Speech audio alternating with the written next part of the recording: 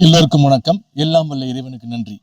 இன்னைக்கு நம்ம என்ன தலைப்புல பார்க்க போறோம்னு கேட்டீங்கன்னா, மலையாள திரையுலகில் நடிகை ஸ்வேதா மேனன் அம்மா என்கிற அமைப்பிலிருந்து விலகி இருக்கிறார். அவரை தொடர்ந்து பல நடிகைகளும் வெளியேறி இருக்கின்றார்கள். அவ்வளவு பெரிய சீரியஸான இஷ்யூவா அப்படின்னு கேட்டா ஓரளவுக்கு சீரியஸான இஷ்யூ தான். அதுக்கு முன்னாடி இந்த சினிமா அப்படிங்கிற ஒரு பிம்பம் இருக்கு. இது பாத்தீங்கன்னா உங்களுக்கு சினிமால எப்படி சொல்றது, ஒரு பழமொழி இருக்கு. இந்த உலகத்துல பிரசவம் ஆறது கூட ஆகிடலாம். ஆனா இந்த சினிமா அப்படின்ற ஒரு மீடியம் இருக்கு பாத்தீங்களா, ஒரு நடிகனாகவோ ஒரு நடிகராகவோ புகழ் பெறுவது என்பது, பிரசவிப்பது என்பது சாதாரண விஷயம் கிடையாது. அதாவது ஒரு பெரிய அதிர்ஷ்டம்னு நம்புறவங்களுக்கு அதிர்ஷ்டம் இருக்கணும் அப்படின்னுவாங்க, நல்ல நேரம் இருக்கணும் அப்படின்னுவாங்க. என்னை பொறுத்த வரைக்கும் கடவுளுடைய அனுகிரகம், காட்ஸ் கிரேஸ் இருக்கிறவங்க, 7 ஜென்மத்துக்கும் புண்ணியம் செய்தவர்கள், அவர்களால் மட்டும்தான் சினிமாவில் ஜொலிக்க முடியும். அதாவது சினிமால வாய்ப்பு கிடைக்கிறதே கஷ்டம்.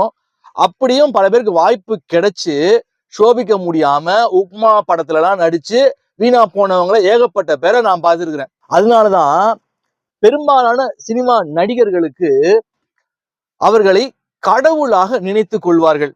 நீங்க பாத்தீங்கன்னா பால் அபிஷேகம்லாம் செய்வாங்க. என்.டி. ராமாராவ் அவர்களுக்கே பால் அபிஷேகம் அப்படிதான் அவர் மிகப்பெரிய அளவுல சீஃப் மினிஸ்டர் ஆட்சியை பிடிச்சாரு. இப்போ விஜய் கூட எடுத்துக்கிட்டீங்க அப்படின்னா, சினிமா அப்படிங்கிற ஒரு மீடியத்தை வச்சுதான் அவருக்கு ஒரு மிகப்பெரிய புகழ் கிடைச்சது. அந்த புகழின் மூலமாக மக்களிடம் அறியப்பட்டார். மக்கள் அவரை கடவுளை போல அவர் நமக்கு ஒரு பெரிய ஒரு மாற்றத்தை ஏற்படுத்துவாருன்னு நம்பி ஓட்டு போட்டிருக்காங்க. அப்போ சினிமா எவ்வளோ பெரிய விஷயங்களை செய்யுது. ஒரு சாதாரண ஒரு நபரை ஐடி ரைடு போறாங்க, ஒருத்தர் வீட்டுக்கு, ஒரு பணக்காரர் ஒரு செல்வந்தர் வீட்டுக்கு ஐடி ரைடு போறாங்க வச்சுக்கோங்க. அது விஷயமே கிடையாது, அது ஒரு நியூஸ் ஆகாது. ஒரு மினிஸ்டர் வீட்டுக்கு போறாங்க, முன்னாள் மினிஸ்டர் வீட்டுக்கு போறாங்க அப்படின்னு சின்ன இஷ்யூ ஆகும். ஆனா பாத்தீங்கன்னா ஒரு நடிகருடைய வீட்டுக்கு போறாங்க, உதாரணத்துக்கு ரஜினிகாந்த் வீட்டுக்கு இல்ல மோகன்லால் வீட்டுக்கு ஐடி ரைட் பண்றாங்க அப்படின்னா அது பிரதமர் வரைக்கும் போகும். எப்படி டெல்லி அலுவலகம் பிரதமர் வரைக்கும், பிரதமர் காது வரைக்கும் போகும். பிரஸ் நியூஸ் பத்திக்கிட்டு எரியும். அப்போ இந்த சினிமா நடிகர்களுக்கு எவ்வளவு பெரிய இன்ஃப்ளூயன்ஸ் இருக்கும்னு பாத்துக்கோங்க. இன்னொன்னு, சினிமால நீங்க பிரபலம் ஆயாச்சு, நடிகர் ஆயாச்சு, நீங்க பிரபலமான நடிகை ஆயாச்சு அப்படின்னா உங்களுக்கு லைஃப் ஸ்டைல் மாறிடும். கோடிக்கணக்கான பணம் கிடைக்கும், உங்களுக்கு பேர் கிடைக்கும், புகழ் கிடைக்கும். மக்கள்லாம் முண்டி அடிச்சு உங்களை பார்க்கணும்னு நினைப்பாங்க. நீங்க ஒரு திறப்பு விழாவுக்கு போனீங்கன்னா உங்களுக்கு பல லட்சம் ரூபாய் உங்களுக்கு சன்மானம் கொடுக்கப்படும். இப்படி பல்வேறு சலுகைகள் சினிமா மூலமாக கிடைக்கின்றது. இது சினிமாவுடைய வரம். ஆனா இன்னொரு பக்கம் பாத்தீங்கன்னா சினிமாவுடைய சாபம்னு பார்த்தா சாபம் தான் ஜாஸ்தின்னுவேன்.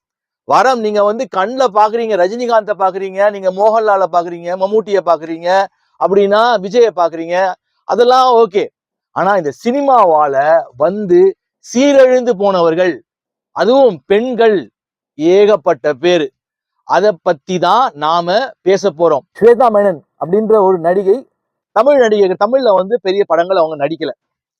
அவங்க எனக்கு ரொம்ப பிடிச்ச நடிகை தான். அதாவது ரதி நிர்வேதம் அப்படின்னு ஒரு படம் ரொம்ப பிரபலம். அந்த படம் ஒரு யங்ஸ்டர் அவங்களுக்கும் இந்த ஒரு அம்மா, அது ஸ்வேதா மேனனுக்கும் இருக்கிற ஒரு எப்படி சொல்றது ரொமான்ஸ், அது ரொம்ப பெரிய பேர் வாங்கி கொடுத்ததுன்னு சொல்லுவேன் ஸ்வேதா மேனனுக்கு. ஸ்வேதா மேனன் பாத்தீங்கன்னா பொதுவா ஹிந்தியில தான் நடிச்சுக்கிட்டு இருந்தாங்க. அவங்க கிளாமர் ரோல் தான் பண்ணிக்கிட்டு இருந்தாங்க. அதற்கு பிறகு மலையாளத்திலையும் நடிக்க ஆரம்பித்தார்கள். மிக பிரபலமான நடிகை சாமுதிரிகா லட்சணம் உடைய ஒரு நடிகை. அவங்க முகம் நல்ல அழகா சாமுதிரிகா லட்சணம்னு சொல்லுவாங்களே, அந்த மாதிரி லட்சணமான முகம். அவங்க பாத்தீங்கன்னா இப்போ அம்மா அப்படிங்கிற ஒரு அசோசியேஷன், அதாவது கேரளால இயங்குது.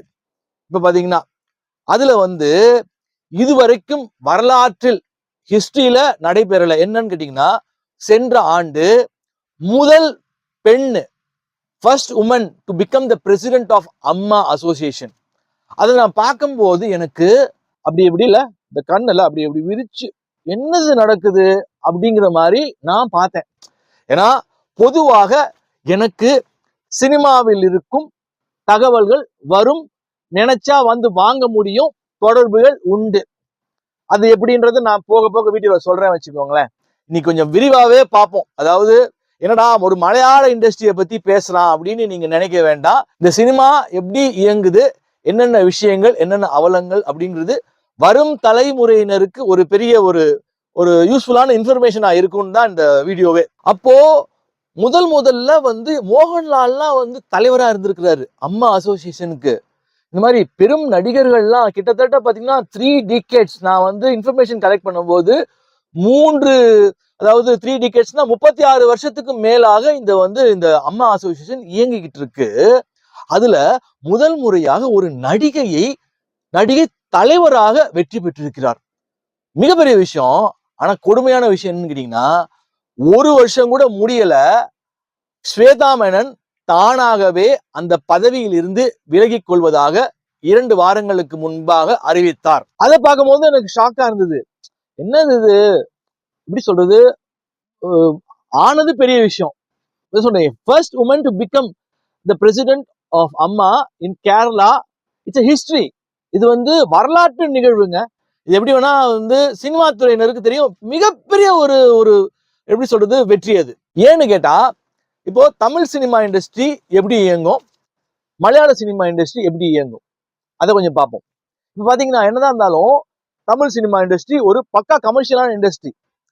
அதாவது கம்பேரிங் டு மலையாளம் வந்து சம்பளம் வந்து அந்த தமிழ் சினிமா அளவுக்கு வந்து கொடுக்க மாட்டாங்க.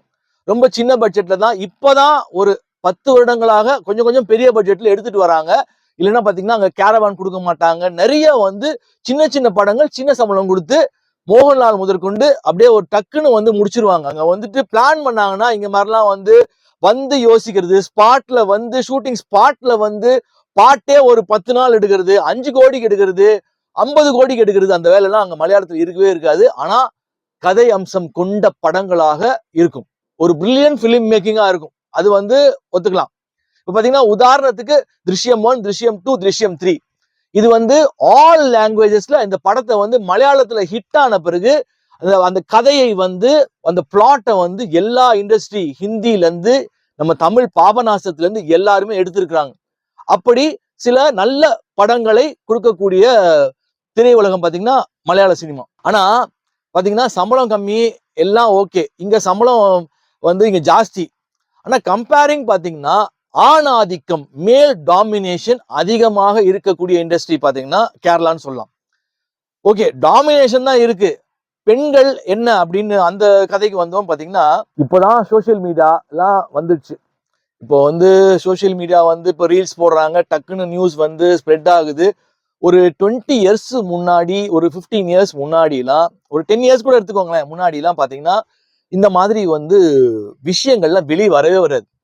இப்போ உதாரணத்துக்கு நான் ஒன்னு சொல்லணும்னு பாத்தீங்கன்னா, மோகன்லால் பத்தி தெரியாத ஒரு விஷயம், நான் வந்து 2022ஆம் ஆண்டு என்னோட யூடியூப் சேனல்ல நான் அந்த வீடியோவா போடுறேன்.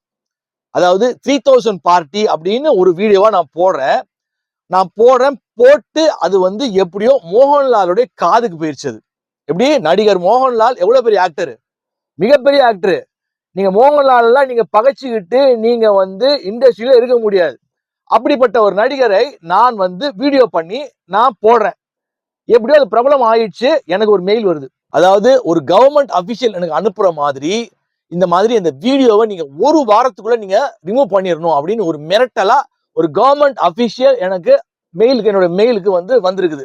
நீ ரிமூவ் பண்ணிடணும் இந்த மாதிரி, or else we will take a legal action அப்படிங்கிற மாதிரி எனக்கு வந்தது. ஆனா அதற்கு பிறகுதான் தெரிஞ்சது அது கவர்மெண்ட் அபிஷியல் கிடையாது. கவர்மெண்ட் அபிஷியல் மாதிரி அவங்க வந்து ஒரு எப்படி ரெடி பண்ணி அனுப்பியிருக்காங்க. இது ஏன்னு கேட்டா, மோகன்லாலுடைய தலைய சொரிய வச்சுட்டேன். அவருக்கு எவனோ ஒருத்தன் கிளப்பி விடுறான், இதை தேவையில்லாம வந்து நம்ம மேட்டரை கிளப்புறான் அப்படின்னு. ஏன்னா அது பலருக்கும் தெரியாத மர்மம். இப்ப சினிமா இண்டஸ்ட்ரியில இருக்கவங்களுக்கு தெரிஞ்சிருக்கும், வெளியில தெரியாது. அதற்கு பிறகு அந்த வீடியோ நான் ரிமூவ் பண்ணிட்டேன் வச்சுக்கோங்க. சரி, ஓகே, ரிமூவ் பண்ணிட்டோம். அதற்கு பிறகு பாத்தீங்கன்னா பல பத்திரிகையாளர்கள் நான் பேசின 3000 பார்ட்டியை பத்தி, மோகன்லாலை பத்தி, அவர் பெண்களிடம் நடந்து கொள்வதை பற்றி பல பத்திரிகையாளர்கள், தமிழா பாண்டியன் போன்ற பிரபல பத்திரிகையாளர்கள்லாம் யூடியூப்ல பேசி பயங்கரமா வீடியோ ரீச் ஆயிட்டு இருக்கும். சரி, இப்போ என்ன இஷ்யூ? அம்மால இருந்து ஸ்வேதா மேனன் விலகி இருக்காங்க. அதுல என்ன இஷ்யூ? எதனால அவர்கள் அந்த பதவியில் இருந்து விலகி கொண்டார்கள்? அவரை தொடர்ந்து இப்போ பாத்தீங்கன்னா நான் தினத்தந்தியில பார்த்தேன். இப்போ நடிகை ரேவதி மற்றும் நடிகை பத்மபிரியா போன்றவர்கள்லாம் வந்து இந்த இதுல இருந்து கமிட்டில இருந்து நாங்க வந்து விலகிக்கிறோம், அதுல எங்களுக்கு புறக்கணிப்பு இருக்கு அப்படின்ற மாதிரி வந்து இது மாதிரி நிறைய மெம்பர்ஸ் வந்து அதுல இருந்து வந்து விலகிட்டு வராங்க. எதனால விலகுனாங்க அப்படின்னு நான் வந்து கொஞ்சம் அனலைஸ் பண்ணி பார்க்கும்போது பாத்தீங்கன்னா என்ன சொல்றாங்க அப்படின்னா, ஸ்வேதா மேனன் என்ன சொல்றாங்கன்னு கேட்டீங்கன்னா, I don't want to be a puppet அப்படிங்கிறாங்க. அதாவது நான் ஆணாதிக்கம் நிறைந்த சமூகத்தில் நான் அவர்களின் கைப்பாவையாக செயல்பட விரும்பவில்லை அப்படிங்கிறது தான் அதோட அர்த்தம். இன்னொன்னு மோரோவர் பாத்தீங்கன்னா, ஒரு வருஷத்துக்கு அக்கௌண்ட்ஸ் வந்து சப்மிட் ஆகியிருக்க மாதிரி சொல்றாங்க. அந்த அக்கௌண்ட்ஸ்ல வந்து பாத்தீங்கன்னா நிறைய ப்ராப்ளம் இருக்கு. அந்த ரிசிப்ட் கொடுத்ததுல பேமெண்ட்ல வந்து கிளாரிட்டி இல்ல, அதுல வந்து அந்த அக்கௌண்ட்ஸ் கொடுத்ததுல டிரான்ஸ்பரன்சி இல்ல அப்படின்னு அதுல வந்து சொல்றாங்க. அதனால நோ கான்பிடன்ஸ் மோஷன் கொண்டு வர போறதாக ஸ்வேதா மேனனுக்கு அகெயின்ஸ்டா இருக்கிறவங்க நோ கான்பிடன்ஸ் மோஷன்னா நம்பிக்கையில்லா தீர்மானம் கொண்டு வந்து அந்த பதவியிலிருந்து அவரை விலக்குவதற்கான முயற்சிகளில் ஈடுபட போகிறார்கள் என்பதை அறிந்து கொண்ட ஸ்வேதா மேனன் அந்த பதவியிலிருந்து தானாகவே மரியாதை நிமித்தமாக விலகி கொள்வதாகவும் நான் எடுத்துக்கொண்டேன். அப்படிதான் நான் புரிஞ்சுக்கிட்டேன். ஓகே, அவங்க வந்து நம்பிக்கையில்லா தீர்மானம் கொண்டு வந்து நீ இப்படிதான் உன்னுடைய அதாவது ஒருத்தருக்கு பிடிக்கல வச்சுக்கோங்களேன், உங்களை வந்து இறக்கணும்னு முடிவு பண்ணிட்டாங்க, மேல் டாமினேசம் வந்து இருக்கு, அப்ப உங்களை இறக்கணும்னு முடிவு பண்ணிட்டாங்க அப்படின்ற பட்சத்துல ஏதாவது ஒரு கதைகளை கட்டி உங்களை வந்து இறக்கிடுவாங்க. ஏன்னா பல பேருக்கு மூக்கு வேர்த்திருக்கும், என்னடா இது ஒரு பொம்பளையை கொண்டு வந்து நம்ம வந்து இந்த நடிகையை கொண்டு வந்து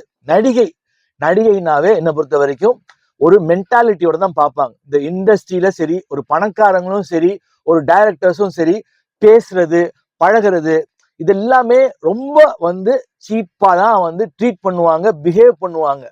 அதுக்குள்ள நம்ம வந்து போவோம், அடுத்தடுத்து போவோம். அது எப்படிலான்றத நான் வந்து விவரிக்கிறேன். இன்னொன்னு பாத்தீங்கன்னா, இப்போ இந்த மாதிரி வந்து செலவு பண்றோம் அப்படின்ற பட்சத்துல ஒரு பெண்ணா இருக்கக்கூடியவருக்கு வந்து எல்லாமே வந்து தெரிஞ்சிருக்கிறதுக்கும் வாய்ப்பு கிடையாது.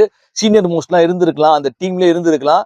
இது இப்படிதான் அது அப்படிதான் கொஞ்சம் வந்து அவங்க வந்து ஆர்டர் பண்ணிருக்கலாம், ஒரு அளவுக்கு மிரட்டுற மாதிரி வந்து அவங்க வந்து டோன் இருந்திருக்கலாம். இதெல்லாம் பார்த்து டார்ச்சர் ஆயிட்டு அவங்க வந்து ஒண்ணு வாங்குவாங்க, இது இப்படிதான் வாங்கணும் அப்படின்னு பல கான்ட்ரவர்சிஸ் இருக்கும் வச்சுக்கோங்களேன். அதனால நோ கான்பிடன்ஸ் மோஷன் கொண்டு வந்தாங்கன்னா அசிங்கப்பட்டு இந்த பதவியில இருந்து நாம விலகிறதுக்கு பதிலாக நம்ம இப்போ விலகிக்கிறது பெட்டர்னு நினைச்சு விலகி இருக்கலாம். எப்ப இந்த அம்மா அசோசியேஷன் ரொம்ப சீரியஸா ஆச்சுன்னு பாத்தீங்கன்னா, ஆக்சுவலி வந்து 2017 திலீப் பாவனா இஷ்யூ, அதாவது இந்த நாடு முழுவதும் பரபரப்பாக்கப்பட்ட ஒரு கேஸ். நடிகை பாவனா வந்து ஒரு மொலஸ்டேஷன், இப்ப வந்து செக்ஷுவல் ஹாராஸ்மெண்ட்டுக்கு உள்ளாக்கப்பட்டார். காரில் சென்று கொண்டிருந்த போது அவர் காரை வழி மறித்து அவர் பாலியல் சீண்டலுக்கு தொல்லைக்கு உள்ளாக்கப்பட்டார். சில விதமான விஷயங்கள் நடைபெற்றது, அதை முழுசா விவரிக்க முடியாது, அது மிக கோரமான ஒரு விஷயம். அந்த விஷயம் நாடு முழுவதும் பற்றி எரிந்தது. அதற்கு பிறகு பாத்தீங்கன்னா ஹேமா கமிட்டி அப்படின்னு ஒண்ணு ஃபார்ம் பண்ணாங்க. அவங்க ஃபார்ம் பண்ண பிறகு பாத்தீங்கன்னா திலீப் வந்து அரெஸ்ட் ஆகக்கூடிய சூழல் ஏற்பட்டது. அவர் அரெஸ்ட் ஆகிறதுக்கு முன்னாடியே பல குளறுபடிகள் அங்கு நடைபெற்றது. அந்த கேஸை வந்து டிராப் அவுட் பண்றதுக்கான பல விஷயங்கள், பல மிரட்டல்கள் மற்றும் அதாவது எப்படி சொல்றது, லஞ்ச லாவணியங்கள் எதோ வந்து பூந்து விளையாடியும் கடைசியில திலீப் வந்து அந்த இஷ்யூல அவர் வந்து அரெஸ்டட், ஒரு ஜெயிலுக்கு போற மாதிரி சுச்சுவேஷன் வந்து போச்சு. அதற்கு பிறகு சென்ற வருடம் பாத்தீங்கன்னா அகைன் ஒரு தீர்ப்பு வந்து திலீப் வந்து அவர் வந்து நிரபராதி, அவர் குற்றவாளி அல்ல அப்படின்னு சொல்லி அந்த தீர்ப்பும் வந்துருச்சு. அதெல்லாம் வந்து எப்படி சொல்றது, அபத்தமான ஒரு விஷயம். அப்பதான் இந்த ஹேமா கமிட்டி சீரியஸா ஃபார்ம் பண்ண ஆரம்பிச்சாங்க. இந்த நடிகைகளுக்கு ஒரு மிகப்பெரிய பாதுகாப்பு வேணும் அப்படின்னு சொல்லி இப்போ வந்து நடிகைகள்லாம் ஒன்றாக இணைந்து இந்த அசோசியேஷன்ல ஃபார்ம் பண்ணி ரொம்ப ஸ்ட்ராங்கா வந்து ஃபைட் அவுட் பண்ணாங்க. அப்போ தமிழ் சினிமால இந்த மாதிரி ஒரு அசோசியேஷன் ஃபீமேல்ஸ் வந்து ஒரு ஃபார்ம் பண்ணலையே. நடிகர் சங்கம் இங்க இருக்கு, ஆனா இந்த மாதிரி வந்து ஒரு ஹேமா கமிட்டியோ ஏதோ ஒரு இந்த மாதிரி அம்மா அசோசியேஷன் மாதிரி வந்து ஃபார்ம் பண்ணலையே அப்படின்னு நிறைய பேருக்கு நினைக்கலாம்.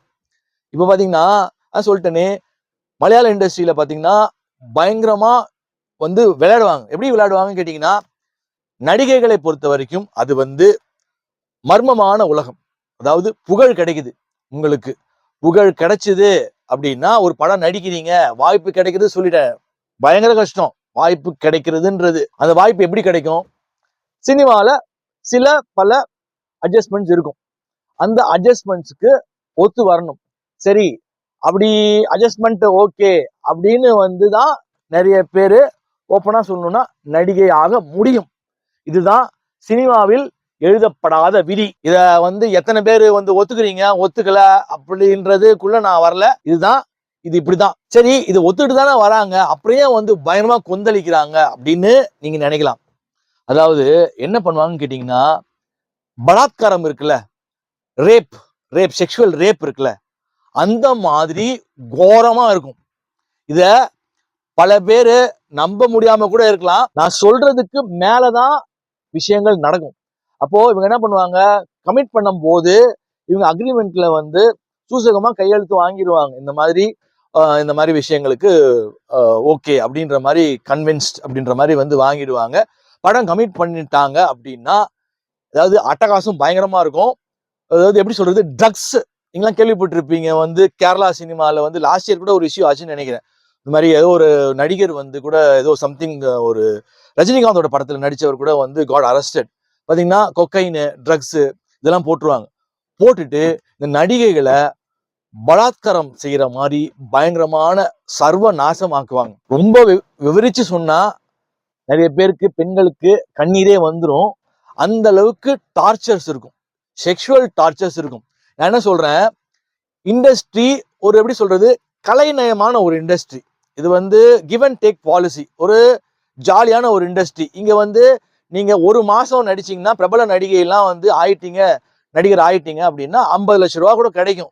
நீங்க ஒரு வேலைக்கு போய் நீங்க ஒரு 50,000 40,000 வந்து பர் மந்த் சம்பாரிச்சு ஒரு வருஷத்துக்கு 5 லேக் சம்பாதிக்கிறதுக்கும் ஒரே மாசத்துல ரொம்ப ஹார்ட் ஒர்க்கே இல்லாம நடிச்சு உங்களுக்கு வந்து பணம் கிடைக்குது அப்படின்னா, பணமும் கிடைக்குது, உங்களுக்கு புகழும் கிடைக்குது, வெளியில போனா அவங்களுக்கு வந்து ரெகக்னேஷன் கிடைக்குது. எல்லாரும் அந்த நடிகைப்பா அப்படின்னும் போது அதுல வந்து பல பேர் வந்து எப்படி சொல்றது, அதுக்கெல்லாம் மயங்குவாங்க. அதுக்கெல்லாம் ஒரு கிரேஸ். இப்ப பாத்தீங்கன்னா ஒண்ணும் இல்ல, ஷக்கீலா வந்து பிரபலமான நடிகை. இப்போ நான் படிச்சுட்டு இருக்க காலத்துல ஷக்கீலா வந்து was a very famous actress. அப்போ நான் வந்து பெட்ரோலியம் இன்ஜினியரிங் வந்து மணலியில வந்து ஒரு எப்படி சொல்றது ரூரல் ஏரியா. அது எப்படின்னா ரொம்ப வந்து சிட்டி மாதிரி இருக்காது. அந்த சமயத்துல நான் சொல்றது நியரிங் 2000s வச்சுக்கோங்களேன். அப்போ ஷக்கீலா படம் வந்துச்சுன்னா எங்க சீனியர் குரூப்பு அப்புறம் எங்க செட்ல பாத்தீங்கன்னா ஷக்கீலாக்கு பயங்கர ஃபேன்ஸ். அப்போ பாத்தீங்கன்னா ஃப்ரைடே அன்னைக்கு ஷக்கீலா படம் வந்ததுன்னா எல்லாரும் கட் அடிச்சுட்டு படத்துக்கு ஓடிடுவானுங்க. இப்போ அதாவது ஒண்ணுமே இல்ல, ஒரே ஒரு எஃபெக்ட் தான். ஷக்கீலா ஒரு எஃபெக்ட் கொடுப்பாங்க, அப்படியே வந்து கொஞ்சம் கிளாமரா வந்து அப்படியே கொஞ்சம் வந்து ஆக்ட் பண்ணுவாங்க. அப்படியே வந்துட்டு இந்த எஃபெக்ட் அப்படி இப்படிலாம் இருக்கும். அதுக்கு அந்த படம் பேர்லாம் வந்து ஒரு கில்மாவா இருக்கும் அந்த படம் பேரு. அப்போ அந்த படத்துக்கு பாத்தீங்கன்னா ரூரல் ஏரியால ஒருத்தன் சாதாரணமா வந்து இந்த மணலி அப்புறமா அந்த கொடுங்கையூர் அப்புறம் மாதவரம் இந்த மாதிரி தியேட்டர்ல வாங்கி சின்ன பணத்துக்கு வாங்கி அதை தமிழ்ல டப் பண்ணி அதை வித்துருவான், பயங்கரமான லாபம் பார்த்துருவான். அந்த சமயத்துல மம்மூட்டி, கேரளா சூப்பர் ஸ்டார் மோகன்லால் இவங்க படம் எல்லாம் ஷக்கீலா படம் வருது வச்சுக்கோங்க, மண்ணை கவிடும். அவங்க படம் எல்லாம் குப்பை தொட்டிக்கு போயிடும். ஷக்கீலா படம் பெரிய பிளாக் பஸ்டர் ஹிட். அதனால வந்து எப்படி சொல்றது, சூப்பர் ஸ்டார்லாம் வந்து அப்படியே வந்து எப்படா வந்து இந்த ஷக்கீலான்றவளை வந்து விரட்டணும் அப்படின்னு சொல்லி பிளான் பண்ணி அந்த ஷக்கீலா ஆக்ட்ரஸை வந்து விரட்டியிருப்பாங்க. அதற்கு பிறகு பாத்தீங்கன்னா ஷக்கீலா வந்து இங்க சென்னையில தான் இருக்கிறாங்க. இப்போ ஷி காட் செட்டில்ட் இன் சென்னை. அப்போ கேரளால ரொம்ப ஃபேமஸான ஒரு நடிகை. அவங்க பேசிக்கலி சென்னை தான் வச்சுக்கோங்களேன். அப்புறமா பிளான் பண்ணி இவங்க படம் எல்லாம் ஓடவே இல்லை, பெருத்த நஷ்டம் வந்துருச்சு. எப்படி சொல்றது, மம்மூட்டி படம் மோகன்லால் படம் ஒருத்தவும் போகல, ஷக்கீலா படம் விட்டாச்சோ எல்லாம் அது ஓட்டானுங்க. ஆஹா என்னடா இது, அதாவது செக்ஸ் பாம் அப்படின்வாங்க. செக்ஸ் பாம் அந்த சமயத்துல கரெக்ட் பேர் வந்து செக்ஸ் பாம் ஷக்கீலாவோட பேரு. பயங்கரமான ஃபேன்ஸ். எங்க பசங்க எல்லாம் வந்து ஷக்கீலா படம் வருது மச்சான்னு எல்லாரும் ஓடுவானுங்க அந்த படத்துக்கு. பட் ஆனா எனக்கு வந்து பிடிக்காது. எனக்கு என்னமோ அந்த மாதிரி வந்து எனக்கு ஒரு இருக்கும். படம் பார்த்துருக்கேன், நான் பார்க்கலன்னு எல்லாம் போய் சொல்ல மாட்டேன், பார்த்துருக்கேன். ஆனா பெரிய லெவல்ல ஒரு இன்ட்ரெஸ்டிங்கா இருக்காது. ஆனா ஒரு பெரிய கிரேஸ் இருந்துச்சு. அப்போ என்ன பண்ணாங்க சூப்பர் ஸ்டார்ஸ், விரட்டி விடு இவ்வளவு விரட்டி விட்டாதான் நாம பழைக்க முடியும், அப்பதான் நாம வந்து சர்வைவ் ஆக முடியும், நம்ம சூப்பர் ஸ்டாரா இருக்க முடியும் அப்படின்னு துரத்தி விட்டாங்க. எப்படியோ ஒரு பாலிடிக்ஸ், ஒரு அரசியல் விளையாடாம துரத்த முடியாது, அரசியல் விளையாண்டுருக்கும். அந்த அம்மா வந்து துரத்தி அடிக்கப்பட்டு இப்போது சென்னையில் செட்டில் ஆகி விட்டார். இன்னொன்னு, இந்த இண்டஸ்ட்ரியில பாத்தீங்கன்னா டீசென்டான ஆக்டர்ஸ் அப்படின்னு பாத்தீங்கன்னா, டீசென்டான ரொம்ப சாஃப்ட் நேச்சர்டு, ரொம்ப எப்படி சொல்றது, இப்போ மம்முட்டி, ஜெயராம். இப்ப ஜெயராம்லாம் பாத்தீங்கன்னா அவருக்கு ஏன் இவ்வளவு படம் கிடைக்குது? தமிழ்ல பாத்தீங்கன்னா பொன்னியின் செல்வன், அப்புறம் பரிமளா அண்ட் கம்பெனி, இந்த மாதிரி நிறைய படம் வந்து தமிழ்ல நடிச்சிருப்பாரு. ஏன் நடிச்சிருப்பாரு? அவரு சென்னையில செட்டில்டு, அவர் பையன் வந்து பெசன்ட் நகர் காளிதாஸ் நினைக்கிறேன் வீடு. ஸோ நிறைய படம் அவர் தமிழ் படம் நடிச்சாரு அப்படின்னா, அவர் வந்து கொஞ்சம் டவுன் டு எர்த், கொஞ்சம் நல்லா பழகக்கூடிய மனுஷன். ரொம்ப அவருக்கு வந்து சாஃப்ட் நேச்சர்டு, ப்ரொடியூசரோட கொஞ்சம் கன்வீனியன்ட்டு, அதனால ரொம்ப எப்படி சொல்றது, கொஞ்சம் ஒத்துழைப்பு கொடுக்கக்கூடிய ஒரு நடிகர். அதே மாதிரி ரொம்ப அரகண்டா பிஹேவ் பண்ண மாட்டார். ஆனா இதுல சில பேர்லாம், பல பேர், சில பேர் இல்ல பல பேரு பயங்கரமான அரகண்ட். அதாவது நடிகையை கமிட் பண்ணிட்டாங்கன்னா அப்படின்னா பூந்து கதற விடுவானுங்க. அதான் உண்மை, கதற விடுவானுங்க. தாரத்தாரையா அங்க ரத்தம் கண்ணீர் வரும். அதற்கு பிறகு அந்த படம் ஹிட் ஆகணும். ஹிட் ஆகி அது வந்து பெரிய ஹிட் ஆனா ஒரு பெரிய லைஃப். இப்ப அதுல போல்டான நடிகைகள்லாம் சில பேர் இருக்காங்க. நீங்க வந்து ரொம்ப அகெயின்ஸ்டா போறீங்க அப்படின்னா, ஒரு மோகன்லால்ன்ற ஒரு பெரிய நடிகர், இந்த மாதிரி ஒரு மம்மூட்டிங்கிறது பெரிய நடிகர், இவங்களெல்லாம் நீங்க வந்து பகைச்சுக்கிட்டு அந்த இண்டஸ்ட்ரியில நீங்க சர்வை பண்ண முடியுமானா பண்ணவே முடியாது. பண்ண விடவே மாட்டாங்க. முதல்ல என்ன சொல்லுவாங்க, ப்ரொடக்ஷன் மேனேஜர்ல இருந்து எல்லாருக்கும் ஒரு இன்ஃபர்மேஷன் கொடுத்துருவாங்க. இந்த நடிகைய ஏன் இவளை வந்து நடிக்க வைக்கிறீங்க? யாரு ப்ரொடியூசரு? யாரு வந்து இது வந்து ஆக்டரு?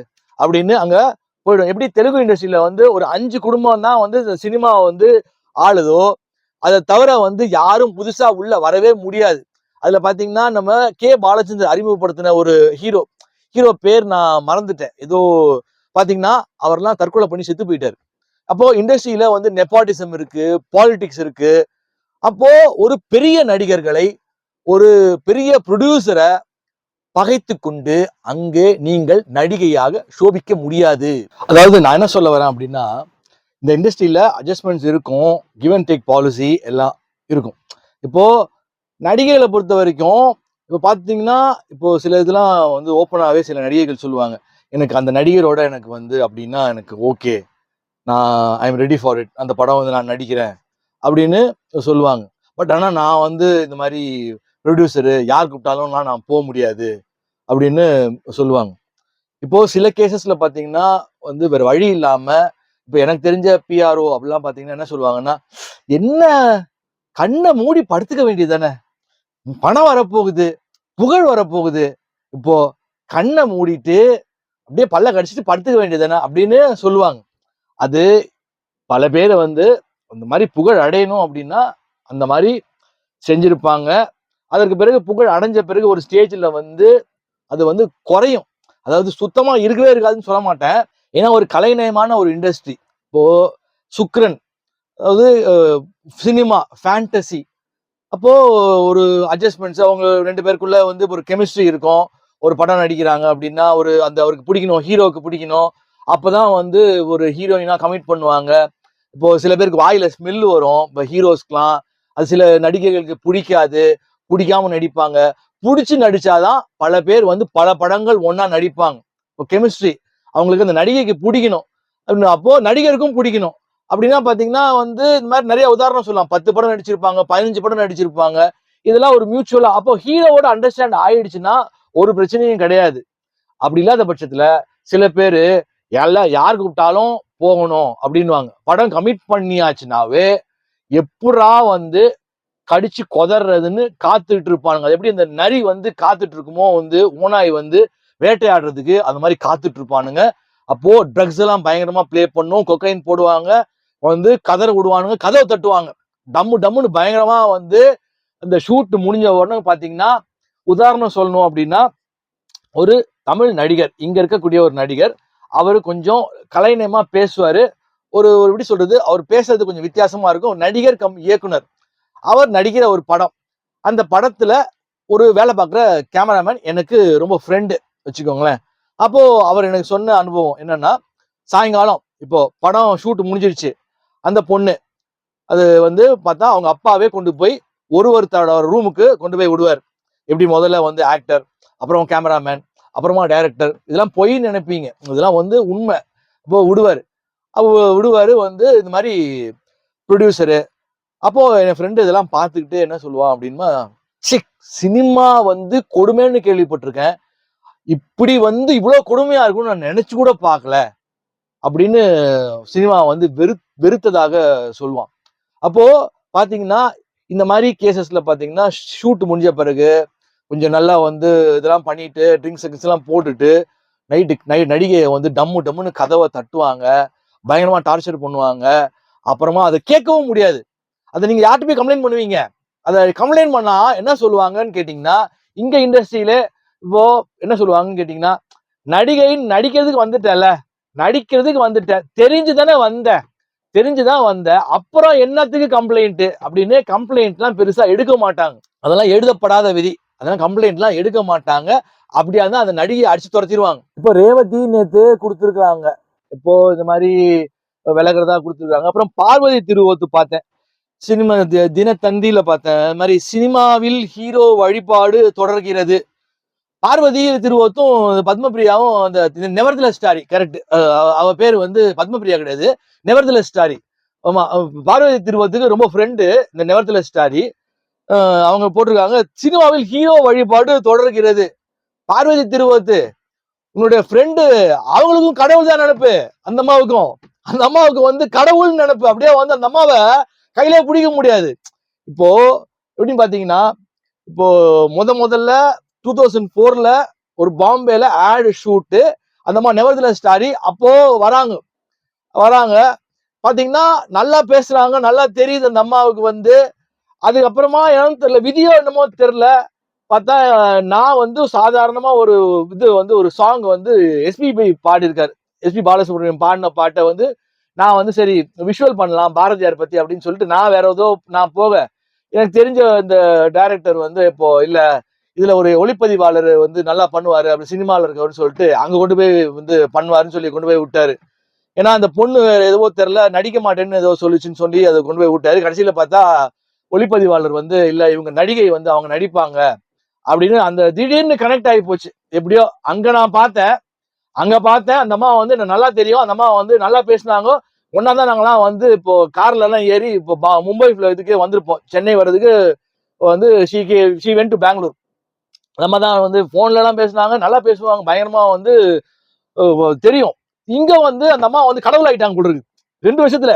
பார்வதி திருவத்தை சொல்றதுக்காக நான் சொல்றேன், சினிமாவில் ஹீரோ வழிபாடு தொடர்கிறது இல்லை, உன்னுடைய நண்பர் இது ஃப்ரெண்டு, அவங்க பக்கத்துல அவங்களுக்கு கடவுள் இந்த நெவர்தில ஸ்டாரி. அதனாலதான் அந்த நெவர்தில ஸ்டாரிய மவனை வந்து அழிவிலா நட்சத்திரத்தை மவனை வந்து அந்த நட்சத்திரத்தை தேடணும், எங்கன்னு தேடணும்னு வேலை பார்த்தேன். அதற்கு பிறகு அந்த ஒளிப்பதிவாளர் சொன்னாருன்னு பட்ஜெட்லாம் இல்ல, அது வந்து பரவாயில்லன்னு சொல்லி பண்ணோம். அப்போ போது இந்த அம்மா பத்மபிரியா நெவர்தில ஸ்டாரிட்ட போய் நான் வந்து ப்ரொடியூசர், நான் தான் ப்ரொடியூசரு கம்போசர்னால நான் கேட்டேன், இந்த மாதிரி உங்களுக்கு எனக்கு தெரியுதா அப்படின்னு நான் கேட்டேன். அந்த அம்மா பாவம் கடவுள் லைட் ஆக போட்டுருக்குது.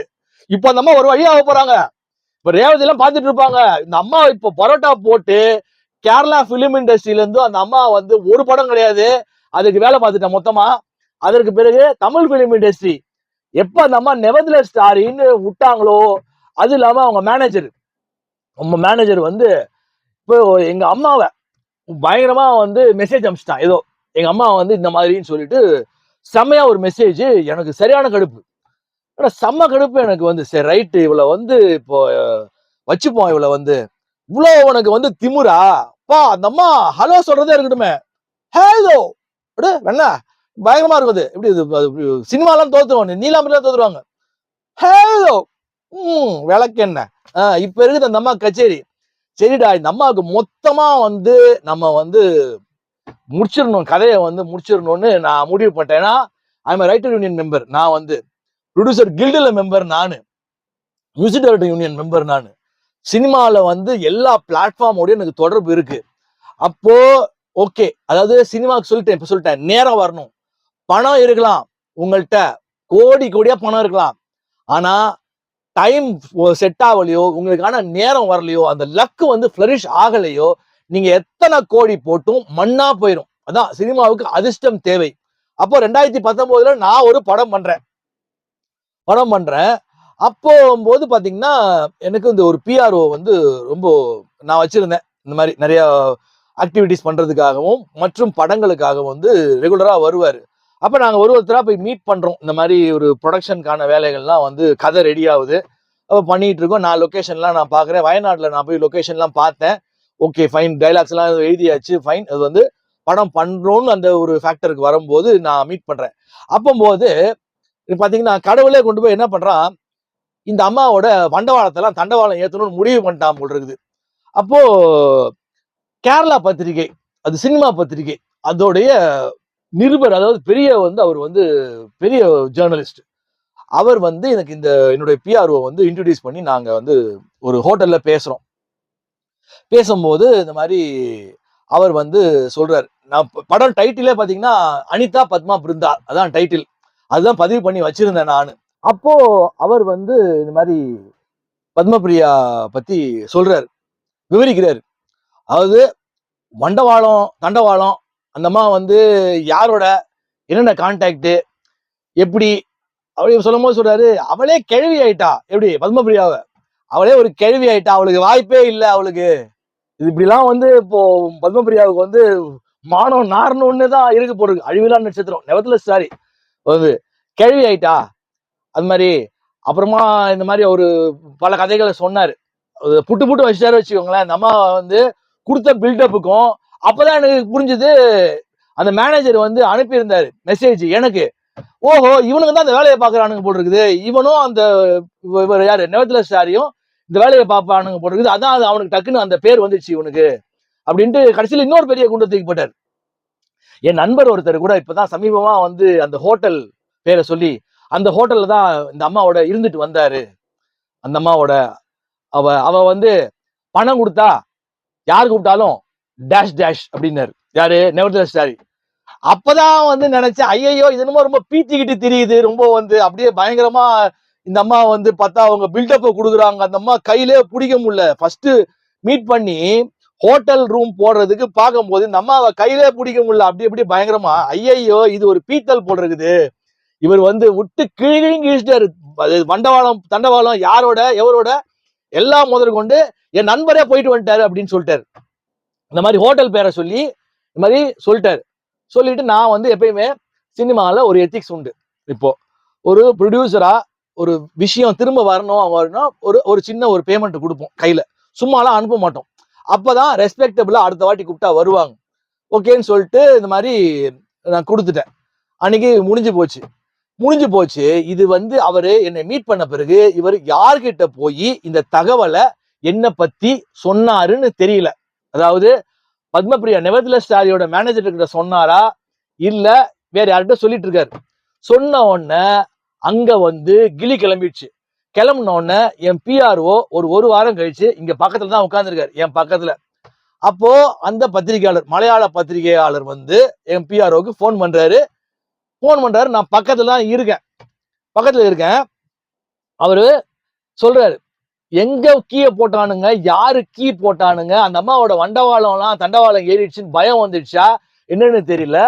யாரு போட்ட கீயோ நீங்க வந்து என் பேரை சொல்லி நீங்க வந்து அவரோட நீங்க வச்சுக்காதீங்க. நீங்க அவர் வெரி டேஞ்சரஸ் பர்சன். எப்படி நான் வந்து வெரி டேஞ்சரஸ் பர்சன், வச்சுக்காதீங்க. அதாவது சினிமாவில் நாம ஒருத்தருக்கு பணம் கொடுத்து நம்ம வச்சுக்கிட்டு இருக்கோம், அவங்களுக்கு நம்மளால வருமானம் கிடைக்குது அப்படின்னா லாஜிக்கா பார்த்தா யாராவது விடுவாங்களான்னு கேட்டீங்கன்னா யாருமே விட மாட்டாங்க. பொன்மூட்டையிடுற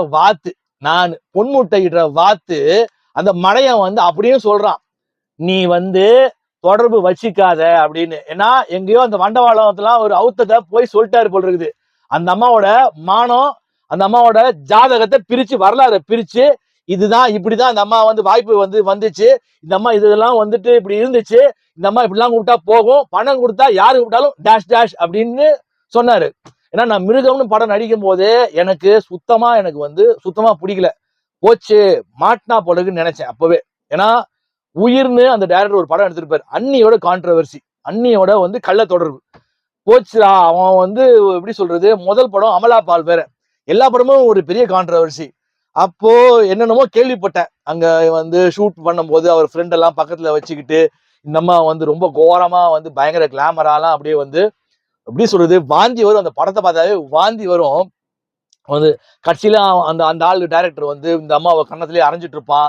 இந்த மாதிரி ஒரு பயங்கரமா அந்த என்ன சொல்றது அப்போ கமிட் ஆகும்போது தெரியும் இது வந்து மாட்டினா செம்மையா மாட்டினா அப்படின்னு. இந்த மாதிரி அது பிஆர்ஓக்கு எனக்கு சொன்ன உடனே அவரு இது மாதிரி எனக்கு அவர் தான் சொல்றாரு இந்த மாதிரி அப்படின்னு சொல்லிட்டு யாரோ குத்தி விட்டுருக்காங்க இந்த மாதிரி அப்படின்னு சொல்றாரு. அதற்கு பிறகு பாத்தீங்கன்னா படம் வந்து நான் அப்போ பண்ற மாதிரி இருந்து பண்ணல. மைட் பி ராகு தேசாயில இன்னும் 2027 டெஃபினட்டா நடக்கும். ஏன்னா டைம் நல்லா இருக்குது. அப்போ நிச்சயமா நான் வந்து மிகப்பெரிய ஃபேமுக்கு வருவேன்னு மட்டும் எனக்கு தெரியும். பத்மபிரியாவுக்கே மூக்கோட தான் நான் இன்னைக்கு பயங்கர ஃபேமஸ். நான் வீடியோ போடுறேன், இன்னைக்கு ஸ்ட்ரைக் வாங்கியிருக்கு சேனல், இன்னைக்கு என்ன பேட்டி எடுத்தாங்க அப்படின்னா வியூஸ் போகும். அப்போ ஒரு படம் வாய்ப்பு கிடைக்குது அப்படின்னா கிடைக்கிறது எவ்வளவு கஷ்டம்னு பாத்துக்கோங்க. என்னெல்லாம் வந்து கன்வின்ஸ் ஆகணும்னு பாத்துக்கோங்க. அப்போ இந்த பத்மபிரியா வந்து இப்போ ஒரு தெக்கன் தள்ளு கேஸ் அப்படின்னு வந்து ஒரு படம் இந்த அம்மா வந்து பண்றாங்க. இந்த மீன்வேல் வேற அந்த பிஆர்ஓ சொல்றாருல இந்த மாதிரி கான்டாக்ட் வச்சுக்காத போது எனக்கு வந்து இதை உறுதிப்படுத்தணும். ஏன்னா நான் அப்பவே ஆன்மீகத்துல பயங்கர ஈடுபாடு உண்டு எனக்கு வந்து. ஸோ இதை வந்து நான் வந்து கன்ஃபார்ம் பண்ணுன்றதுக்காக நான் என்ன பண்றேன், அப்போ எங்க ஊர்ல சிவன் கோயில் கட்டிக்கிட்டு இருக்கோம் நாங்க. அந்த சமயத்துல பாத்தீங்கன்னா எங்க ஊர் பக்கத்துல வந்து இந்த மாந்திரீகம் இந்த ஜாதகம் இதெல்லாம் எனக்கு ரொம்ப அப்பவே இன்ட்ரெஸ்ட். அப்போ வெள்ளைக்கண்ணு அப்படின்னு ஒரு பூசாரி அவர் வந்து பாத்தீங்கன்னா கூட்டம் குவியும் இந்த பௌர்ணமி போதெல்லாம். அவர் வந்து நான் பாக்குறேன், பார்த்துட்டு இந்த மாதிரி எனக்கு கோயில் விஷயமா கொஞ்சம் சில தடைகள் இருக்குன்னு சொல்லி பேசிட்டு அதற்கு பிறகு வந்து இந்த விஷயத்த கேட்கறேன். இந்த அம்மா வந்து இந்த மாதிரின்னு சொல்றாரு ஒருத்தர், இது எப்படிங்க இது வந்து, ஏன்னா இந்த அம்மா வேற கல்யாணம் வேற ஆயிடுச்சு வந்து அப்படி கொஞ்சம் சோழி போட்டு பாருங்க அப்படிங்கிற. சோழி போட்டு அவர் வந்து பேரை சொன்னாவே ஜாதகத்தை விவரிப்பார். இது இன்னாரு, இது இப்படிதான், இது இப்படிதான் போகும், இது அப்படிதான் அப்படியே கடகடன்னு அடிப்பாரு. அப்போ நமக்கு ஒரு ஆன்மீகம் எப்பயுமே வந்து எனக்கே வந்துடும். அது ஆன்மீகம் வந்து தன்னால வந்துடும். இது வந்து தப்பு நடக்குது அப்படின்னா தெரிஞ்சிடும் வந்துட்டு. அப்போ சொல்றேன், பேரை சொல்லிட்டு அவரு பாக்குறாரு, சொல்றாரு இது வந்து இந்த அம்மா வந்து இது வீட்டுக்கே அடங்காது, இது ஊர் மேஞ்ச கதை. இந்த அம்மா வந்து இல்லைங்க கல்யாணம் ஆயிடுச்சு இந்த பொண்ணுக்கு, இது வந்து இது மாதிரி சொல்றாருன்னு தான் நான் கன்ஃபார்ம் பண்றதுக்காக நான் வந்து உங்களை கேக்குறேன் இந்த மாதிரி அப்படின்னு. ஐயோ இவ வந்து பக்கா கழிச்சடவ, அவ புருஷனே டம்மி தான், இவ வந்து கல்யாணம் பண்ணதே வந்து ஒரு சும்மா ஒரு ஜாஜாப்புக்காக தான் வந்து கல்யாணமே பண்ணிருக்கா, டம்மி தான். அவங்க ஹஸ்பண்ட் புருஷன்றது சமுதாயத்துக்கு காமிக்கணுன்றதுக்காக ஒரு கல்யாணம் பண்ணிட்டு இருக்குது. ஆனா அந்த பொண்ணு வந்து வீட்லயே அடங்காது, வீடு தங்காது. அவங்க ஹஸ்பண்டுக்கும் வந்து எப்படி சொல்றது ஒரு அவருக்கு தெரியும், அவங்க கணவர்னு சொல்லிக்கிட்டு இருக்கிறவரு எல்லாமே தெரிஞ்சவங்க கூட தெரியாம இருப்பாரு. ஆனா ஒண்ணு, இது வந்து வேற ரூட்டுக்கு போகும் வேற மாதிரி அப்படின்னு கிளீனா வந்து அவரு விவரிச்சிட்டாரு. ஐயையோ இது மகா கழுசடையாது எப்பா, அதுதான் இந்த இவ்வளவு பில்டப்பை கொடுக்குது, பயங்கரமான பில்டப். இந்த பாட்டெல்லாம் பார்க்கணுமே, அந்த கப்பெல்லாம் ஐயோ இந்த அம்மா ஆட்டு இருக்குமே, அதுதான் வந்துட்டு செமுத்தியா வந்து ஒரு ஷார்ட்ஸ் போட்டிருப்பேன். ஏன்னா கமலஹாசனே விட்டு வந்து நான் வந்து ஒரு வழி ஆக்கிட்டு இருப்பேன். எப்படி த்ரிஷாவோட தக் லைஃப் நடிச்சதுக்கு ஒரு லெட்டரை போட்டு, நீ எத்தனையோ படம் நடிச்சிருப்ப ராஜா, ஆனா ஒண்ணு தக் லைஃப்னு ஒரு படம் நடிச்ச பத்தியா, நீ மறக்கவே கூடாது அப்படின்னு அவரை விட்டு பிகில் ஊதிட்டு இருப்பேன், பயங்கரமா ஊதிட்டு இருப்பேன். அப்புறம் ஷார்ட்ஸ் எல்லாம் போட்டிருப்பேன். பல பேர் அதை பார்த்துட்டு இருப்பாங்க. கமலஹாசன் உண்மையிலே சொல்லணும்னா தூக்கத்துல எழுப்பி கேட்டா கூட ஏஎல் சூர்யா தெரியுமான்னு கேட்டா அவரு கூட இருக்க நெருங்கின வட்டம் தெரியும், அவங்களுக்கு எல்லாம் தெரியும்னு. ஆனா வெளியில வேணா யாரு எவரும் நடிக்கலாம், அது கூட பார்த்து தான் நடிப்பாரு. ஏன்னா நடிச்சோம்னா திரும்ப இந்த பையன் விளையாடுவான் நம்ம மேலன்னு தெரியும். அவருக்கு கிளி விட்டுருக்கும். இப்ப பேரை கேட்டாவே தூக்கத்துல கேட்டாவே தெரியும். அப்ப கமலஹாசன் உலகநாயகனுக்கே கிளி கிளம்புதுன்னா இந்த அம்மால ஏமாத்திரம். அப்போ ஒரு தெக்கன் தள்ளு கேஸ் அப்படின்ற படம் இந்த அம்மா நடிச்சுக்கிட்டு இருக்காங்க இப்போ வந்துட்டு.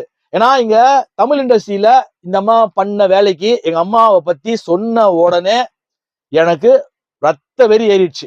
எப்படி அவங்க மேனேஜரு, இன்னொரு மேனேஜர், லோக்கல் மேனேஜர், இந்த அம்மாவை இவ தமிழ் படம் நடிக்கவே கூடாது, இப்படி பாத்தீங்கன்னா இண்டஸ்ட்ரியில முறைச்சுக்கிட்டீங்களோ அவ்வளவுதான், பெரிய மனுஷங்களாம் முறைச்சிட்டீங்களோ கோணி மூட்டையில போட்டு கட்டி தூக்கி ஓரத்துக்கு போட்டுருவாங்க. அப்போ அவங்க மேனேஜர் ஒரு வழி ஆனாரு, எங்க லோக்கல் மேனேஜர் ஒரு வழி ஆனாரு. இந்த மேனேஜரால இந்த மெசேஜ் அமிச்சா பாருங்க, நடிக்க கூடாது இவ அப்படின்னு அந்த வேலையை பார்த்தாச்சு. Next Kerala industry, Kerala film industry, ஒரு தெக்கன் தள்ளு கேஸ் இந்த படம் நடிச்சுட்டு இருக்குது. அப்போ ஆன்மீகமா எனக்கு வந்து போச்சு. பயங்கரமா எனக்கு ஆன்மீகமா வந்து இந்த அம்மாவோட நடவடிக்கை பூரா எனக்கு வந்து போச்சு. இந்த மாதிரி ஒரு எப்படி நடிக்கலாம், அந்த அம்மா வேணா நடிக்கலாம். ஆனா தெரியும். நான் என்ன பண்ணிட்டேன், அதை வந்து ஒளிப்பதிவாளர் ஒருத்தர் வந்து அந்த ஒளிப்பதிவாளருக்கு அவர் வந்து மோகன்லால் வச்சு படம் வந்து எடுத்திருக்காரு. ஒளிப்பதிவாளராக இருந்திருக்கிறார். முக்கியமான படம், தமிழ் படம். அப்போ அவர் நல்லா தெரியும் அவருக்கு. இந்த மாதிரி அங்க மேட்ரை வந்து போட்டு ஏன் இந்த மாதிரி எம்பிஏ, அதாவது அமெரிக்கால போய் படிச்சுட்டு வந்து அது வந்து எம்பிஏ படிச்சுட்டு அமெரிக்கால படிச்சுட்டு இதெல்லாம் இந்த கழுசடை வேலைலாம் இவளுக்கு தேவையா? ஏன்னா அந்த அளவுக்கு கோரமா இருந்தது. நான் ஆன்மீகமா ஞானமா பார்த்த சம்பவம் பயங்கர ஒஸ்டா இருந்தது. அதுவும் கல்யாணம் ஆகிட்டு அப்படிப்பட்ட ஒரு வேலை பண்ணும் போது எனக்கு அதை வந்து எப்படி சொல்றது, இதை சொல்லிடுன்னு சொல்லிட்டு ஒரு ஆடியோ மெசேஜ் போட்டு விட்டேன். இந்த மாதிரி கழுசடை வேலை பண்ணிக்கிட்டு இருக்குது, இதை வந்து தெரிவிக்கிறவங்களுக்கு தெரிவிப்பாருன்னு தெரியும். அதனால நான் தட்டி விட்டேன். இது வந்து இப்போ ஒழுங்கா வெட்டி விட்டுருங்க, இந்த பொம்பளைய வந்துட்டு நடிகைய வெட்டி விட்டுருங்க. வெட்டி விடலன்னா நாளைக்கு ரொம்ப கலைவரமாகவும், அதனால மரியாதையா வெட்டி விட்டுருங்கன்னு சொல்லிட்டு தட்டுன உடனே அவர் பண்ணுவார் இந்த வேலையை. அங்க கன்வே ஆகும்னு தெரியும், அங்க கன்வே ஆயிடுச்சு. எப்படி மோகன்லாலுக்கு எப்படி வந்து 4 வருஷம் முன்னாடி அவனுக்கு வந்து வீடியோ போடக்கூடாது அப்படின்னு போட்டாங்களோ, அந்த கன்வே ஆன உடனே அழுகிட்டானுங்க பல பேர். ஓகே, போய் தேவையில்லாம நாம நாளைக்கு எந்த ப்ராப்ளத்துக்குள்ளேயும் நம்ம வரக்கூடாது அப்படின்னு சொல்லிட்டு ஆட்டோமேட்டிக்கா இந்த அம்மாவுக்கு படம் கிடையாது. ஆனா ஒண்ணு, மகா திமிர் பிடிச்சவ. எப்படியே மகா ஹலோ, அந்த விளக்கென்ன ஹலோவுக்கு ஏஎல் சூர்யா என்ன பண்ண போறாருன்றத எல்லாரும் பார்த்துருவீங்க. போட்டு காலில் போட்டு மிதிச்சு நசுக்கிடுவேன். என் பாணியே ஒரு பாணி. அதாவது எப்படி சொல்றது, நல்லவனுக்கு நல்லவன், பொல்லாதவனுக்கு மிகப்பெரிய பொல்லாதவன். பயங்கரமா இருக்கும் பனிஷ்மெண்ட். அந்த நெவர்தலெஸ் ஸ்டாரிய என் காலில் உழ வைக்காம நான் வந்து சும்மா இருக்கவே மாட்டேன். அடுத்தடுத்து வேலைகள் பயங்கரமா இருக்கும். சினிமா வந்து நீங்க பண்ண ஆரம்பிச்சிட்டீங்களோ அப்போ இந்த நடிகை நெவர்தலெஸ் ஸ்டாரி அவங்களுடைய வண்டவாளத்தெல்லாம் ஃபுல்லா அவுத்துருவாங்க. நமக்கு பல பேர் வேலை இல்லாம இருப்பாங்க, அண்ணே அப்படின்னு சொல்லிட்டு நானே கொண்டு வந்து விடுறேன் அப்படிலாம் சொல்லுவாங்க. பயங்கரமா இந்த சினிமா வந்து எப்படி சொல்றது, ஜெயிச்சிட்டீங்களோ சொர்க்கலோக வாழ்க்கை. இது வந்து ரேவதி பத்தி சொல்லணும் அப்படின்னா, இப்போ ரேவதியோட கணவர், அவங்களுக்கு டிவோர்ஸ் ஆயிடுச்சு, வயசாயிடுச்சு. இப்போ she is a good actress வந்து. அப்போ என்னுடைய பிஆர்ஓ அவர் வந்து ரேவதி கணவர் சுரேஷ் மேனனுக்கு ரொம்ப நண்பர், இப்போ வரைக்கும் நண்பர். அப்போ அவர் வந்து பல முறை சென்னையில வந்து ஈசிஆர் சைட்ல இருக்கிறதா சொல்லுவார், போய் பார்த்துட்டு வருவாரு. அப்புறம் மோகன்லாலே வந்ததாலாம் சொல்லுவார். அவரு இந்த மாதிரி வந்து பார்க்க வந்திருந்தாரு அப்படிலாம் சொல்லுவார். அப்போ பாத்தீங்கன்னா தே காட் ஸ்பிளிட்டட் அப். அது வந்து பிடிக்கல. அப்போ எனக்கு ரொம்ப நெருக்கமா என்னோட பிஆர்ஓ இருக்கும்போது நிறைய சினிமா நடிகர்களோட இருந்திருக்காரு. அப்போ சொன்னாரு இந்த மாதிரி ரேவதியை பத்தி நான் கேட்கல, ஏன்னா வயசாயிடுச்சு, அவங்க ஒரு பெண் பிள்ளையை தத்து எடுத்திருக்கிறாங்க, சென்னையில ஏதோ காணத்தூர்ல ஏதோ இருக்காங்கன்னு நான் கேள்விப்பட்டேன். சென்னையில இருந்தா basically she is in Delhi. இது வந்து ஸோ எப்படி சொல்றது, கொஞ்சம் பத்மபிரியாவோட கொஞ்சம் க்ளோஸ் அப்படின்ற மாதிரி இப்போ பார்த்துருப்போம், வீடியோ எல்லாம் பார்த்துருப்போம். அப்போது அவராதான் ரேவதி பத்தி எனக்கு, நாங்க வந்து ஒரு ப்ரோக்ராம் ஆலப்புழால நாங்க ஒரு ப்ரோக்ராம் பண்றேன். அப்போ ரொம்ப நெருக்கமா இருந்த போது என் கூட வந்து எல்லா விஷயங்களும் சொல்லுவார். குறிப்பா பாத்தீங்கன்னா நடிகை ரேவதி பாத்தீங்கன்னா 80 காலகட்டத்துல நடிக்க வந்தாங்க. இப்போ நான் படிக்கிற காலத்துல நியரிங் பாத்தீங்கன்னா 97 98 வச்சுக்கோங்களேன். அப்போ வந்து ஒரு பெரிய ரூமர் ஓடிட்டு இருக்கும் ரேவதி பத்தி. என்னன்னு கேட்டீங்கன்னா, அது ரொம்ப பிரபலமான ரூமர். அதாவது முன்னாள் முதல்வருக்கும் இவங்களுக்கும் ஒரு முடிச்சு போட்டு ஒரு ரூமர் வந்து, அதெல்லாம் என் ஃப்ரெண்டு இந்த மாதிரி அப்படிலாம் சொல்லியிருக்கான். எனக்கு அப்ப தெரியாது, நான் சினிமால வந்து இவ்வளவு தூரம் டெப்தா நான் வந்து பல பேர் தெரிஞ்சுப்பேன். இப்போ யாரு இந்த பத்மபிரியா மாதிரி நடிகை எல்லாம் அப்படியே வந்துட்டு நான் கடவுள்னா ஏச்சி நீ கடவுளே கிடையாது, நீ ஒன்று பெருசாலே நினைக்காத, நீ வந்துட்டு நீ ஒரு கொசு முட்டடி அப்படின்னு மூக்கவெல்லாம் உடைப்பேன்னு எனக்கு தெரியாது. ஏன்னா அவ சொன்னது என்னன்னா, நான் என்ன சொன்னேன், cinema stars are neither god அப்படின்ட்டேன் நான். அவன் என்ன நெய்தர் காட் இல்ல, பட் யார் நெவர்தலெஸ் ஸ்டாரினா, அது போ இந்த மாதிரிலாம் மூக்க உடச்சு விடுவான்னு நமக்கு தெரியாதுன்னு சொல்லிட்டேன் வந்து. அப்போ அந்த பையன் ஃப்ரெண்ட் எல்லாம் வந்து நிறைய வாட்டி இது வந்து சொல்லுவானுங்க. அப்போது நான் வந்து அவர்கிட்ட, சார் இந்த மாதிரி ஒரு பெரிய ஒரு பிரபலமான ஒரு ரூமர் வந்து இருக்கு, இந்த மாதிரி முன்னாள் முதல்வருக்கும் நம்ம நடிகை ரேவதிக்கு, ஏன்னா பாரத ராஜா தான் இன்ட்ரோடியூஸ் பண்ணியிருப்பார் மண் வாசனையில. பாத்தீங்கன்னா ரேவதிக்கு ஒரு பெரிய ஃபேன் பேஸ் இருக்கு. அவங்களுக்கு ஒரு பெரிய எப்படி சொல்றதுன்னா, நான் ஒரு 12 வயசு இருக்கும் அப்போது நான் வாடகை வீட்டுல இருக்கேன். அப்ப ஹவுஸ் ஓனர் பையனும் நானும் கிரிக்கெட் ஆடும்போது இந்த ரேவதியோட படம் வந்து என் வீட்டு பக்கத்துல கிருஷ்ணவேணி தியேட்டர் தான் ரிலீஸ் ஆகும். அப்போ பாத்தீங்கன்னா ரேவதி படம் வந்துட்டாவே அவன் பெரிய ஃபேனு. அவன் வந்து அவன் பயங்கரமான எப்படி சொல்றது ஒரு பெரிய பைத்தியம்னு சொல்லலாம் வந்து ரேவதியோட இது.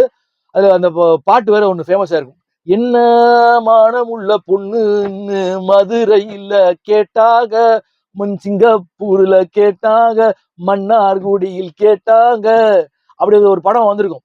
அதெல்லாம் போய் பார்த்துட்டு வந்து அப்படியே உலகாங்கிதம் அடைவான் அவன். அது மாதிரி பயங்கரமான ஒரு ஃபேன் பேஸ்டு. ஒரு நல்ல நடிகை இந்த மௌனராகம், இந்த மாதிரி நல்ல நல்ல படங்கள்லாம் பண்ணியிருப்பாங்க. ஆனா நான் ஃபேன்லாம் கிடையாது. எனக்கு வந்து நடிச்சாங்கன்னா நான் பார்ப்பேன். நான் பெரிய ஃபேன் யாருக்குன்னு பாத்தீங்கன்னா ஸ்வேதா மேனனோட பெரிய ஃபேன் நான். எனக்கு ஸ்வேதா மேனன் ரொம்ப பிடிக்கும். ஸோ அதனாலதான் எடுத்து இதை பத்தி பேசுவோம் அப்படின்னு இந்த வீடியோக்கு நான் இப்ப பேசலாம், கொஞ்சம் நல்லா இருக்கும் வந்து.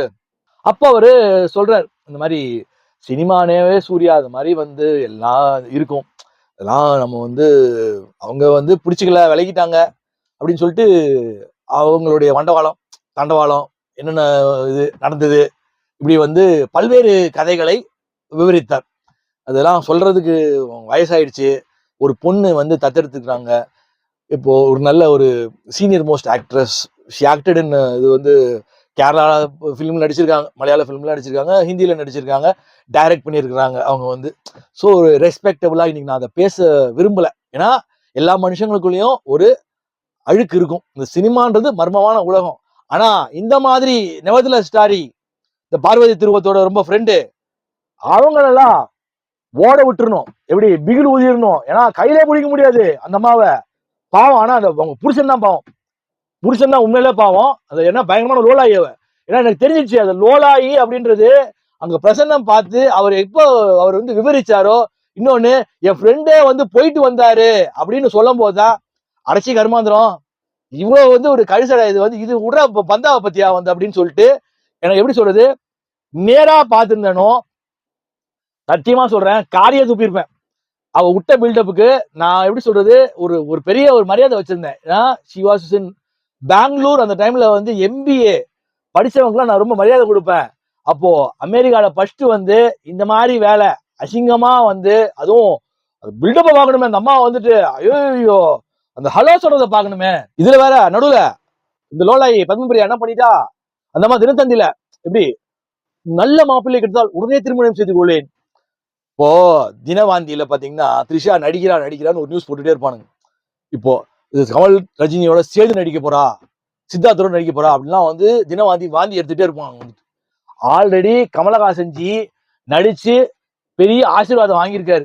நொந்து போயிருப்பாரு. உண்மையிலே சொல்லணும்னா நொந்து நூலா போயிருப்பாரு. இன்னொரு படம் நடிப்பாரா? அவருக்கு வாழ்க்கையிலே நான் வந்து லெட்டர்ல போட்டது மாதிரியே அவர் வந்து மறக்க முடியாத சம்பவமா இருக்கும்னு.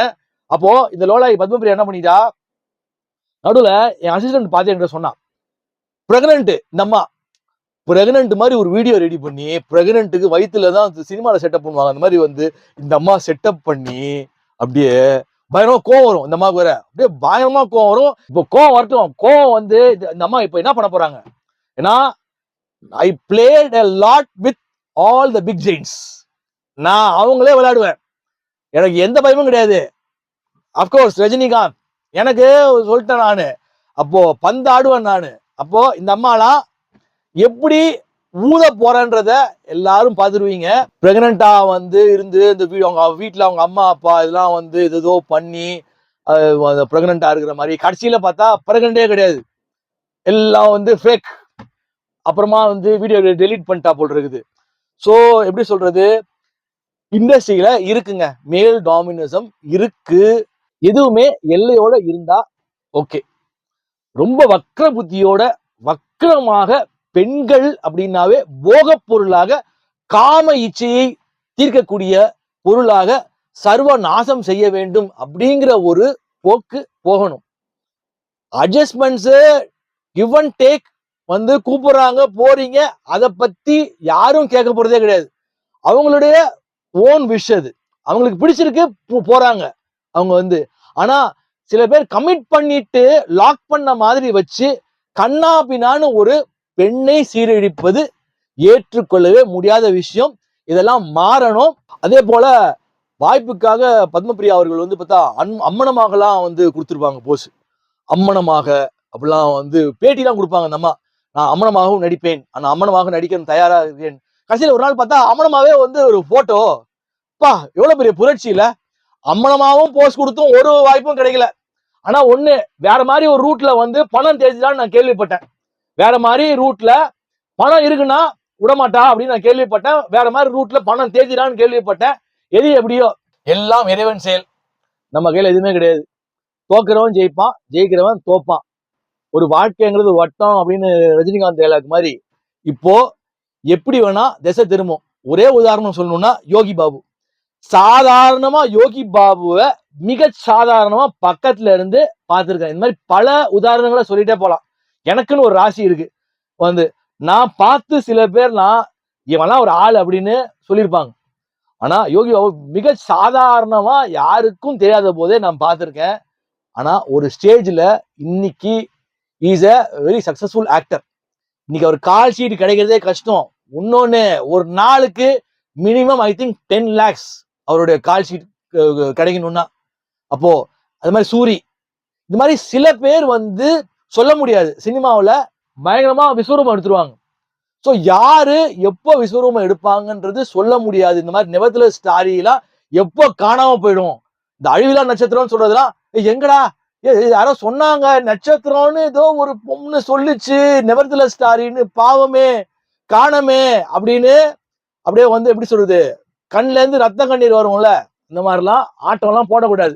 போட்டா உப்பு தின்னா தண்ணி குடிக்கணும். நடிகைகள் பார்வதி திருவோத்து, அப்புறம் ரேவதி, இவங்கெல்லாம் வந்து நெவர்த்லெஸ் ஸ்டாரி அம்மாவுக்கு ரீல்ஸ் எல்லாம் போடுவாங்க பயங்கரமா. கொஞ்சம் அட்வைஸ் பண்ணுங்கண்ணா, அட்வைஸ் பண்ணுங்க. அப்புறமா வந்து இப்போ அந்த அம்மா வந்து விளையாண்ட விளையாட்டுக்கு பயங்கரமா தலையில கொட்டுன்னு கொட்டி தலை வீங்கப்படும். அதெல்லாம் பார்த்துருவீங்க நீங்க. தொடர்ந்து பேசுவோம். இந்த வீடியோ பிடிச்சிருந்தா லைக் பண்ணுங்க, ஷேர் பண்ணுங்க, கமெண்ட் பண்ணுங்க. சப்ஸ்கிரைப் பண்ணாலும் சப்ஸ்கிரைப் பண்ணிக்கோங்க. அப்பதான் தொடர்ச்சியா போடக்கூடிய எல்லா வீடியோஸும் வரும். அடுத்த வீடியோவில் சந்திப்போம். நன்றி, வணக்கம்.